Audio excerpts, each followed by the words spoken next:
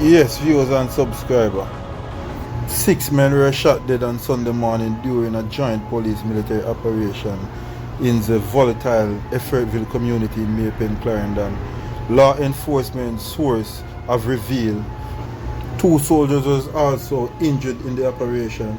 Reports are that during the operation, law enforcement personnel came under heavy gunfire from gunmen in the community.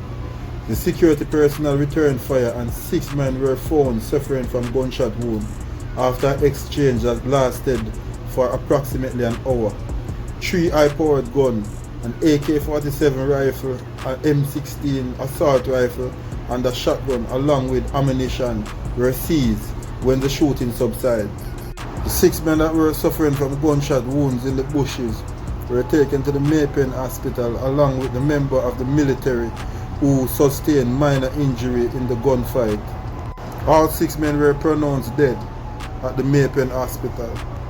As what I normally do, I always appeal to the youth, them, you know what I mean? Tell them say you have to leave out the badness because that thing ain't a pain. Because see the soldier them take them on, kill off all of them, you know. You see it, mother left a ball, father left a ball, family left a moon them. When them could have easy well go take up a trade.